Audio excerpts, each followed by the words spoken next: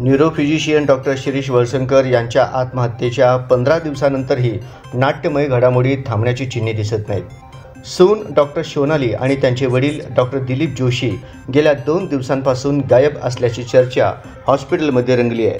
ते दोघे नेमकं कुठे गेले याची कोणालाच माहिती नाही। तशातच डॉक्टर शिरीष यांच्या पत्नी डॉक्टर उमा यांनी हॉस्पिटलची सर्व सूत्रे हाती घेतली आहेत। त्या हॉस्पिटलच्या घरी राहायला देखील आल्याचे विश्वसनीय सूत्रांनी सांगितले।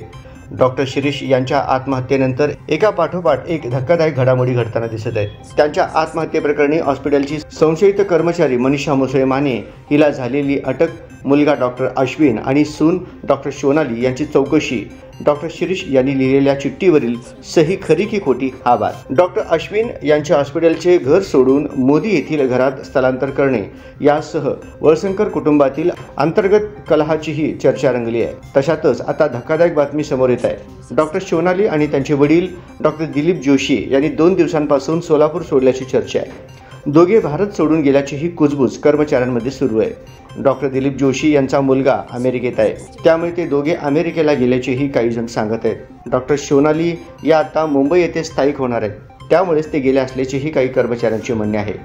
तर दुसरीकडे डॉक्टर सोनाली या 30 मे नंतर ओपीडी पाहणार आहेत, असेही काही कर्मचाऱ्यांकडून सांगण्यात येत आहे। या सर्व चर्चा असतानाही ते दोघे नेमके गेले कुठे याची कोणालाच कल्पना नाही। डॉक्टर शिरीष यांच्या आत्महत्येनंतर त्यांचा मुलगा डॉक्टर अश्विन यांनी हॉस्पिटलची सूत्रे हाती घेतली होती, मात्र हॉस्पिटलमधील घर त्यांनी सोडले होते। त्या घरी डॉक्टर सोनाली ह्या राहत होत्या। आता डॉक्टर सोनाली आणि डॉक्टर दिलीप जोशी गायब झाल्यानंतर हॉस्पिटलचा ताबा डॉक्टर उमा वळसंकर यांनी घेतलाय। डॉक्टर उमा या हॉस्पिटलच्या घरी राहायला आल्याचेही विश्वसनीय सूत्रांनी सांगितले। या हॉस्पिटलसाठी मी 24 तास कार्यरत असल्याचे डॉक्टर उमा यांनी कर्मचाऱ्यांना सांगितले आहे। डॉक्टर शिरीष यांच्या आत्महत्येप्रकरणी संशयित आरोपी मनीषा मुसळे माने ही सध्या न्यायालयीन कोठडीत आहे। मनीषा हिच्यासोबत अजून कोण सामील आहे याचा तपास करायचा असल्याचे पोलिसांनी न्यायालयात सांगितले आहे, परंतु मनीषा हिच्या पलीकडे तपास गेला नसल्याचे दिसत आहे। डॉक्टर शिरीष यांच्या आत्महत्येसाठी कौटुंबिक कलह देखील असल्याची चर्चा होती। त्यातच मनीषा हिच्यानंतर ज्यांच्यावर सर्वात जास्त संशयाचे धुके होते त्या डॉक्टर सोनालीच आता गायब झाल्याची चर्चा आहे। डॉक्टर सोनाली यांच्याकडे पोलिसांनी कोणती चौकशी केली, त्याची चौकशी पूर्ण झाली आहे का, त्या सोलापूर सोडून जाऊ शकतात का, असे अनेक प्रश्न समोर येत आहेत।